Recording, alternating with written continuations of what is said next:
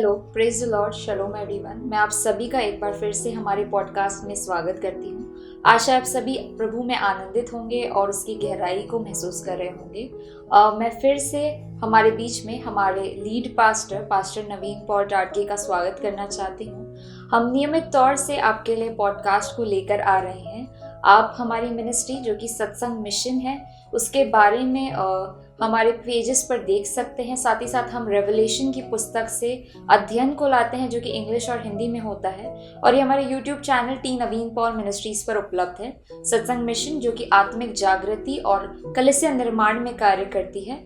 और साथ ही साथ हम लोग बहुत ही आनंदित है कि हम आपके लिए नियमित तौर से पॉडकास्ट को ला रहे हैं। यदि आपको कोई क्वेश्चंस हैं, कोई कमेंट्स हैं, तो हमारे यूट्यूब चैनल पर आप कमेंट्स में हमें लिख सकते हैं। कोई प्रश्न है तो वो भी आप हमें वहाँ पर लिखकर बता सकते हैं। पिछले दिनों में हमने हमारे पॉडकास्ट में बात करी थी कि परमेश्वर का वचन कैसे अद्भुत है, अतुल्य है, कैसे परमेश्वर का वचन जो है वो आज दिन तक रिलेवेंट है।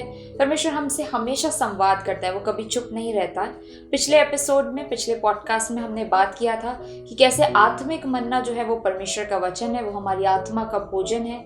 हमने ये भी सीखा कि कैसे पेटूपन की आत्मा हमारे जीवन को नाश कर देती है। आज हम आपके लिए एक नया पॉडकास्ट लेकर आए हैं जिसका विशेष तौर पर ये विषय होगा कि कैसे परमेश्वर का वचन जो है वो एक प्रेरणा का स्रोत है और वो परमेश्वर द्वारा प्रेरित है। जो वचन पाया जाता है वो परमेश्वर की प्रेरणा से लिखा गया है। पास्टर नवीन, मैं आपसे प्रश्न करना चाहूंगी कि कई बार लोग इंटरनेट पे बोलते हैं कि बाइबल जो है वो बहुत से लोगों के द्वारा लिखी गई है, तो कैसे परमेश्वर ने इतने सारे लोगों को प्रेरित किया और कैसे परमेश्वर के द्वारा प्रेरित वचन है? देखिए, अच्छा सवाल है आपका, और ये प्रश्न प्रारंभ से मनुष्य के मन में रहा है। और इवन थियोलॉजियंस कहते हैं कि पूरा परमेश्वर का वचन इंस्पायर्ड नहीं है, इसमें से कुछ इंस्पायर्ड है, कुछ नहीं। ये थियोलॉजी में भी, लिबरल थियोलॉजी में ये काफी कुछ आज भी मान्य है। लेकिन परमेश्वर का संपूर्ण वचन परमेश्वर की प्रेरणा से लिखा गया है। एक ऐसी बात है जो हमें और आपको अपनी ओर से रच के नहीं बोलनी है, एडवोकेसी के लिए कि हम बाइबल की तरफ से बोले, लेकिन वचन खुद कहता है कि संपूर्ण धर्मशास्त्र जो है वो परमेश्वर की प्रेरणा से रचा गया है। इसलिए जो प्रेरणा का भाग है वो परमेश्वर की ओर से स्वघोषित है कि पूरा धर्मशास्त्र जो है वो परमेश्वर की प्रेरणा से लिखा गया है। और आप देखेंगे तो दूसरा तीमुथियुस 3 और 16 में आपको इस तरह का इशारा मिलता है। अब दूसरा तीमुथियुस 3:16 पढ़ेगा। संपूर्ण पवित्र शास्त्र परमेश्वर की प्रेरणा से रचा गया। ध्यान देना, संपूर्ण पवित्र शास्त्र है ना, संपूर्ण पवित्र शास्त्र, और उपदेश और समझाने और सुधारने और धर्म की शिक्षा के लिए लाभदायक है। न केवल वे संपूर्ण रीति से परमेश्वर की प्रेरणा से रचा गया है, लेकिन मनुष्य की संपूर्ण परिस्थिति में सहायक है। जिसको उपदेश चाहिए उसको उपदेश देता है, जिसको प्रेरणा चाहिए उसको प्रेरणा देता है, जिसको सुधार चाहिए उसको सुधार देता है। तो हमको परमेश्वर स्वयं कह रहा है कि ये वचन पर्याप्त है जो मैं तुम्हें दे रहा हूं, जिसे तुम अपने जीवन में ग्रहण करो।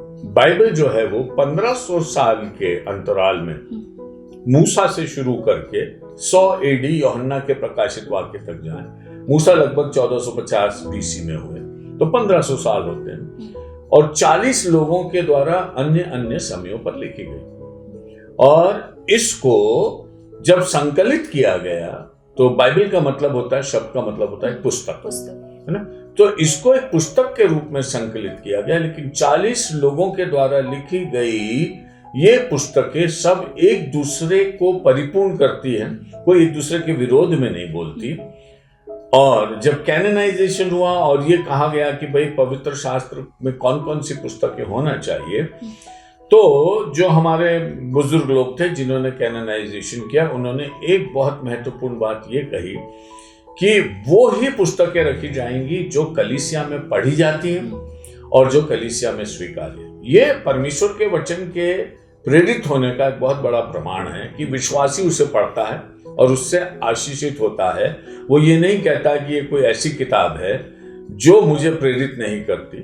वो बाइबल के किसी भी कोने से प्रचार होता है, नया जन्म होता है, लोग परमेश्वर के राज्य के लिए जीते जाते हैं। कई बार लोग ऐसा कहते हैं कि कुछ लोग अपने मन से भी बाइबल में कुछ लिख देते हैं। हम ऐसा मानते हैं कि पवित्र आत्मा की प्रेरणा द्वारा उन 40 लोगों ने लिखा है, हाँ, लिखा है। और जो स्कॉलर्स हैं जिन्होंने बाइबल का अध्ययन किया तो कई बार कुछ चैप्टर्स पर क्वेश्चन उठाते हैं, जैसे यूहन्ना के सुसमाचार के अंतिम अध्याय, मरकुस रचित सुसमाचार के अंतिम अध्याय इत्यादि पर।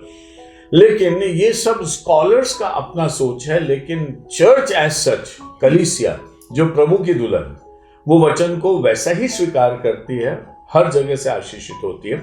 इसलिए जो प्रेरित है उससे आप ऐसा न कहें कि वो प्रेरित नहीं है, क्योंकि परमेश्वर ने प्रकाशित वाक्य में वार्न किया कि जो इस वचन में से कुछ हटाएगा उसका भाग परमेश्वर के राज्य से हटाया जाएगा। जो इसमें जोड़ने की कोशिश करे परमेश्वर उसके संकटों को बढ़ा दे।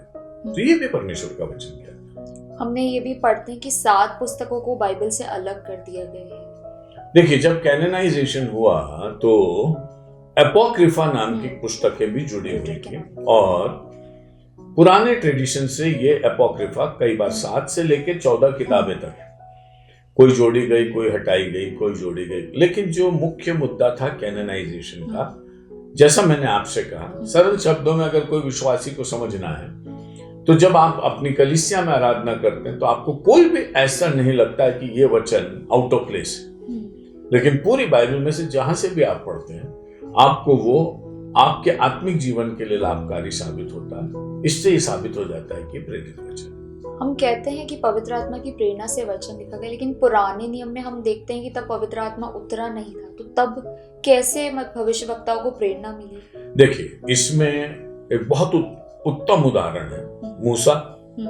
10 आज्ञाएं मूसा ने अपनी ओर से नहीं ली, परमेश्वर ने उसको दी।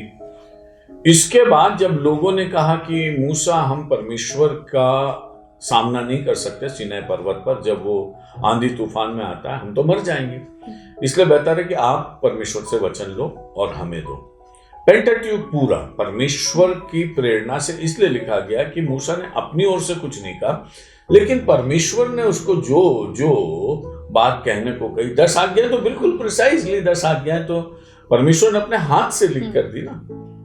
तो जब लोगों की डिमांड हुई तो परमेश्वर ने एक्सप्रेस वचन दिया कि ये तो मैंने हाथ से लिखा। लेकिन जब लोगों ने मांगा कि हमको प्रेरणा दो कि आप प्रेरणा से परमेश्वर का वचन लो और हमें दो, तो वो प्रेरणा से भी वचन लोगों को मिलता। और कई ऐसे अन्य धर्मों के शास्त्र हैं जो ये कहते हैं कि स्वर्ग से उतरा है और इसको तो किसी ने लिख के स्वर्ग से मनुष्य को डिक्टेट किया या दे दिया है। वैसा नहीं है, लेकिन यहाँ पर परमेश्वर मनुष्य के जीवन में अपने कार्य को करता है और उसको ऐसा प्रेरित करता है कि वो परमेश्वर का वचन बोलता है, जैसा यिर्मयाह 1:9 में भी है। देखिए, यिर्मयाह को परमेश्वर ने अपने प्रवक्ता के रूप में चुना जब पाप बहुत था, और परमेश्वर ने उसको ये बोल दिया कि तेरा तो कुछ भी नहीं है, मैंने तेरे मुंह को छुआ है और जो मैं बोलूंगा वो तू बोलेगा। पढ़िए 1:9। तब यहोवा ने हाथ बढ़ाकर मेरे मुंह को छुआ और यहोवा ने मुझसे कहा, देख, मैंने अपने वचन तेरे मुंह में डाल दिए। सुन, मैंने आज के दिन तुझे जातियों और राज्यों पर अधिकारी ठहराया है। देखिए, मैंने तेरे मुंह में वचन डाल दिया और इस वचन में एक अथॉरिटी है। अब ये वचन अथॉरिटी है, इसलिए मैंने तुझे तू तो वचन बोल रहा, तू भी अथॉरिटी हो गया। सो परमेश्वर का वचन प्रेरित है क्योंकि वो अथॉरिटी है। जहां भी सुसमाचार सुनाया जाता है अथॉरिटी प्रकट होती है। यीशु ने कहा, आकाश और पृथ्वी का सारा अधिकार मुझे दिया गया, जाओ बोलो, वचन बोलो, और वो प्रेरित वचन बोलो। अब प्रेरित वचन जो अथॉरिटी के साथ है वो लोगों के जीवन को बदल देता। सो अगर हमारा वचन हमारा ही होता तो लोग कैसे बदलते? और यीशु मसीह जो वचन देहधारी है, वर्ड पर्सोनिफाइड है, जो हमने पिछले पॉडकास्ट में भी देखा था, यीशु का नाम ही आप लेते हैं तो आप मानो परमेश्वर प्रदत्त एक ऐसे इंतजाम को, ऐसी आशीष को अपने जीवन में लेते हैं जो हमें नरक से निकालकर स्वर्ग में ले जाने के लिए पर्याप्त है, और वो है उसका वचन। बिना वचन सुनाए हम कुछ नहीं कर सकते। रोमियो के पत्र में लिखा है, जब तक कोई ना सुनाए तो मैं कैसे सुनूं, और जब तक कोई ना भेजा जाए तो मैं कैसे बचाया जाऊं। विश्वास सुनने से और सुनना मसीह के वचन से होता। तो मसीह का वचन नहीं सुना तो आपने कुछ भी नहीं सुना। इस दुनिया में हम बहुत कुछ सुन रहे हैं, लेकिन अगर मीनिंगफुल कुछ सुना है तो वो मसीह का वचन है। और यीशु से लोगों ने पूछा कि तुम दृष्टांतों में क्यों बात करते हो? तो आज भी दुनिया में यीशु के दृष्टांतों को इंटरप्रेट नहीं कर पाते लोग। सोचते हैं कि ये सिखाने का आसान तरीका। यीशु ने बताया भेद। मैं तुमसे दृष्टांतों में इसलिए बात करता हूं कि जो भेद जगत की आदि से गुप्त थे वो मैं अब प्रकट करूं। सो ईश्वरीय भेद इतने प्रेरित थे कि दृष्टांतों के मार्फत वो मनुष्य के कानों पर पड़ रहे हैं और मनुष्य उनको समझ रहा है, क्योंकि यीशु ने अपने चेलों से कहा तुम्हें स्वर्ग के भेदों की समझ दी गई है। तो यीशु के वचन स्वर्ग के भेद प्रकट करते हैं और वो प्रेरित वचन है। जब समझ होती तो हम उसके अनुरूप सीखते भी जाते हैं। अब जब परमेश्वर के वचन में इतना आगे बढ़ गए तो हमारे दर्शकों और बहुत से लोगों के मन में प्रश्न होता है कि वो बाइबल को पढ़े कैसे। अब ये एक सवाल है। परमेश्वर का वचन जो मेरे और आपके लिए दिया गया है वो मेरे और आपके लिए पर्याप्त है। मेरे साथ पढ़िए 2 पत्रस 1:21। क्योंकि कोई भी भविष्यवाणी मनुष्य की इच्छा से कभी नहीं हुई। तो इच्छा का मतलब क्या है? इच्छा का मतलब ये कि मैं सोचूं चलूं मैं कुछ रिलीजियस बोल दूं, कुछ स्पिरिचुअल बोल दूं, और मैंने बोला और लोगों ने उसको समझ लिया कि ये वचन है। तो ऐसा कभी भी किसी मनुष्य के मन में नहीं आता है कि वो बोले, लेकिन परमेश्वर प्रेरित करता है। तो पूरा वचन परमेश्वर की प्रेरणा से लिखा गया है। और आगे पढ़िए क्या बोल रहा है वो।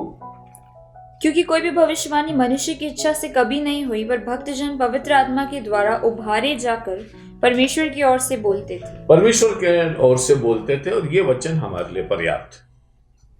अब क्या करें हम, कैसे पढ़ें? सबसे पहले तो वचन पढ़ने से पहले वचन कोई हमें सुनाता है, तब हम विश्वास में आते हैं। और जब हम विश्वास में आते हैं तो हमारी सबसे बड़ी धरोहर जो है वो परमेश्वर का वचन, क्योंकि परमेश्वर ने अपना कलाम हमें दिया। तो बिना वचन को पढ़े और बिना वचन को मनन किए और पवित्र लोगों की संगति में बिना वचन को सीखे हम आत्मिक उन्नति नहीं कर सकते। तो कहां से शुरू करूं? अगर आपको टाइपिंग शुरू करना, कहां से शुरू करूं? बेसिक से शुरू। पहले मशीन के सामने बैठ के उसको टाइप करना शुरू करोगे ना। आप अपने ख्यालों से तो एक दिन टाइपिस्ट नहीं हो जाओगे, है ना? कीबोर्ड पर अगर आपको हाथ साफ करना है तो कहां से शुरू करो? पहले दिन कीबोर्ड पर अपना हाथ रखो और धीरे धीरे धीरे उसमें बढ़ते जाओ। वैसे ही परमेश्वर के वचन को पढ़ो। कैसे पढ़ना है मैं आपको ये बताना चाहता हूं कि कई बार लोगों को परमेश्वर के वचन में पढ़ने में इंटरेस्ट नहीं आता शुरू में, लेकिन कई लोग ऐसे हैं जो परमेश्वर के वचन के बिना कुछ अलावा कुछ पढ़ते ही नहीं। ये एक स्टेज ऑफ लाइफ है। जितना हम परमेश्वर के वचन में रमते जाते हैं ना, उतना हमको वचन ही भाने लगता है। सो मैं आपको ये नहीं कह सकता कि 10 मिनट पढ़ो कि आधा घंटा पढ़ो कि 1 घंटा। आप कौन सी स्टेज में, आप वचन को कितना अपने जीवन में ले पा रहे हैं? क्या आप घंटों बैठे रहते हैं और फिर भी आपको लगता है कि अभी मेरा समय पूरा नहीं हुआ, या आपको 10 मिनट में आपको खत्म हो जाता? क्या आप उस आराधना में प्रसन्न हैं जो 1 घंटे में खत्म हो जाती, या उस आराधना में प्रसन्न हैं जो 5 घंटे चलती है?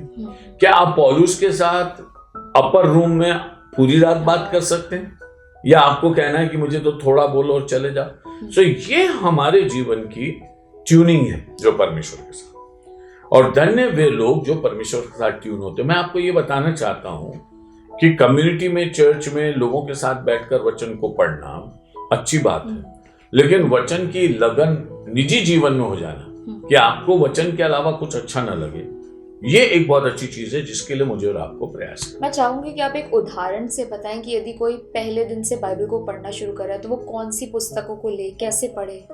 देखिए, कई बार क्या होता है कि जब हम किसी ऐसे व्यक्ति को जिसने सुसमाचार नहीं सुना है और हम उसको प्रभु का वचन देना चाहते हैं, तो कई बार हम इंस्ट्रक्शंस दे देते हैं, क्योंकि हमें मालूम है कि इससे पहले यीशु को ग्रहण करना है।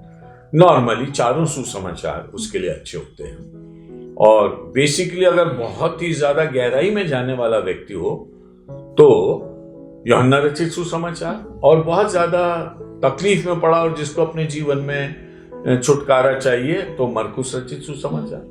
आप ऐसा सजेस्ट कर सकते हैं कि आप यहाँ से अपनी बाइबल को पढ़ना शुरू करें। लेकिन एक बार प्रभु में स्थापित हो जाने के बाद, उसका बच्चा बनने के बाद, उसके बाद तो आपको पूरी बाइबल को यहां से वहां तक पढ़ना, तो उसमें कोई बिगनिंग कोई एंड नहीं है। और आपको जितना रस आता जाता है उतना आप परमेश्वर के वचन में उतरते चले। कई बार बिब्लिकल स्कॉलर्स कहते हैं कि वचन को ना केवल पढ़ना लेकिन उसको रूमिनेट करना, जैसे गाय कैसे उस चारे को चबाती है, हाँ। वैसे हमें परमेश्वर के वचन को रूमिनेट करना है। हाँ, ये तो परमेश्वर का वचन कहता है कि अगर आपने पढ़ा और ध्यान नहीं किया, जैसे किसी बात की, कोई बहुत बड़ी बात हम किसी व्यक्ति के बारे में बोलते हैं कि ये बहुत महान है, तो हम उसकी महानता को प्रतिदिन देखते हैं, उस पर ध्यान करते हैं। किसी के कहने से कोई महान नहीं हो जाता। अगर कोई महान है तो हम उसको प्रूव करने की कोशिश करते हैं कि इसकी महानता किस में। अगर परमेश्वर का वचन सर्वश्रेष्ठ है तो सर्वश्रेष्ठ कैसे प्रूव होगा? जब आप उसको पढ़ेंगे, उस पर मनन करेंगे। सुनिए, मूसा ने यहोशू से कहा, व्यवस्था की, यहोशू 1:8 में लिखा है, व्यवस्था की पुस्तक तेरे चित्त से उतर न पाए, रात दिन ध्यान करना। अब ध्यान करना मतलब उस पर सोचना, और जब सोचते हैं तो आराधना निकलती, धन्यवाद निकलता। जब सोचते हैं तो परमेश्वर की श्रेष्ठता आपके ऊपर आती है, और धीरे धीरे धीरे करके आप परमेश्वर के वचन को पढ़ते हैं, धीरे धीरे वचन आपको पढ़ने लगता है, क्योंकि आप उस पर ध्यान करने लगते हैं। तो वचन की चीजें आपके अंदर आने लगती हैं, और जब वचन की चीजें आपके अंदर आने लगती तो आपके कैरेक्टर में आ जाती। अगर परमेश्वर ने पहाड़ी उपदेश दिया है मुझे और आपको, पहाड़ी उपदेश दुनिया के श्रेष्ठ उपदेशों में से, लेकिन अगर आपने 100 बार पहाड़ी उपदेश पढ़ा लेकिन उस पर मनन नहीं किया कि मेरे जीवन में कैसे लागू होगा, और उसके अनुसार अपने आचरण को नहीं बनाया, तो पहाड़ी उपदेश बेस्ट उपदेश होते हुए भी हमारे जीवन में कार्य नहीं कर पाता। इसलिए मनन बहुत जरूरी है, और मनन जब आप करते हैं तो आप उस पर सोचने लगते हैं, और जब सोचने लगते हैं तो उसके भेद आप पर प्रकट होने लगते हैं, और जब भेद प्रकट होने लगते हैं तो आपके अंदर योग्य धन्यवाद और आराधना आने लगती है। ये मनन और मेडिटेशन को लेकर जब हम इस बात पे पहुंचे तो इसमें भी लोगों के बहुत प्रश्न होते हैं कि हम कैसे मनन करें बाइबल को, कितनी देर करें और किन चीजों से, मतलब कैसे करें। देखिए, पहले बात तो देर की बात का तो मैंने उत्तर दिया, वक्त का। ये तो आपकी स्पिरिचुअल स्टेज बताएगी कि आप परमेश्वर के वचन में कितने लगे। अब चूंकि आप मनन करने लगते हैं, तो मनन करने से पवित्र आत्मा का टीचिंग स्किल आपके अंदर आने लगता है। पवित्र आत्मा आएगा, तुम्हें सब बातें स्मरण कराएगा, यूहन्ना 16, सब बातें मानना सिखाएगा। अब आप जब मनन कर रहे हैं तो आप न केवल अपने जीवन को उस पर ध्यान दे रहे हैं, लेकिन आप पवित्र आत्मा को इनवाइट कर रहे हैं कि जो आप पढ़ रहे हैं वो आपके जीवन में फुलफिल हो।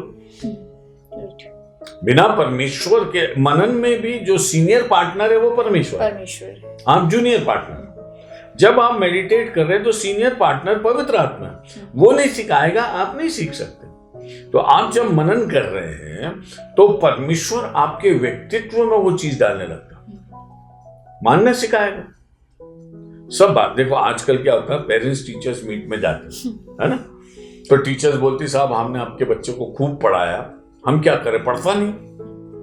घोड़े को पानी तक ले जा सकते हैं, पिलाने को तो मजबूर नहीं कर सकते।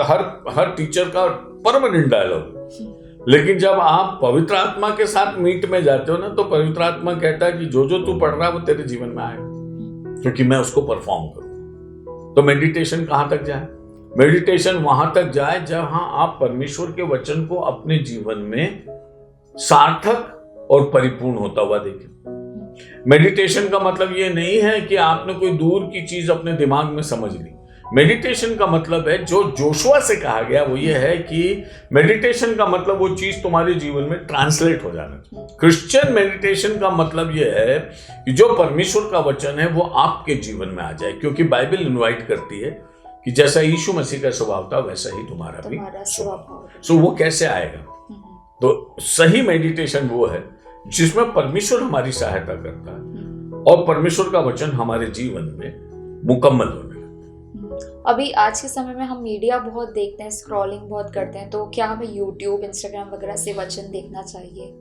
देखिए, जो यूट्यूब या आप इधर उधर से जो देखते हैं उसमें इंफॉर्मेशन ज्यादा होता है, मेडिटेशन कम होता है। सुनना, भले यूट्यूब बनाने वाले ने मेडिटेट किया हो, लेकिन आप उसको जब सुनते हो तो आपका मेडिटेशन का मूड नहीं होता।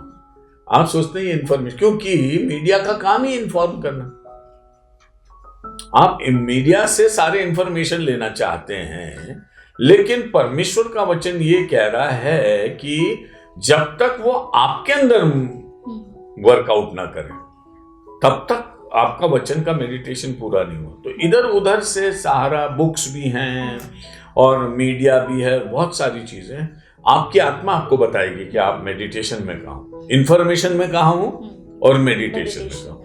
देखिए एक बहुत अच्छा उदाहरण दिया जाता है, जो मधुमक्खी होती ना, वो रस चूसती है और रस चूसने के बाद रस में कोई भी फूल में उतनी मिठास नहीं होती, वो अपने अंदर ले लेती है और अपना सलाइवा मिलाकर उसको मीठा बनाती है और फिर छत्ते में जाकर उसको, कोई भी मधु बिना मधुमक्खी के इन्वॉल्वमेंट के नहीं बनता। फूल से डायरेक्ट मधु नहीं बना सकते, उसके लिए मधुमक्खी चाहिए। जब आपके अंदर आता है और फिर उसके बाद जब वो मीठा बन के निकलता है, तब दिस इज मेडिटेशन। मेरे विचार से बहुत ही सुंदर उदाहरण है।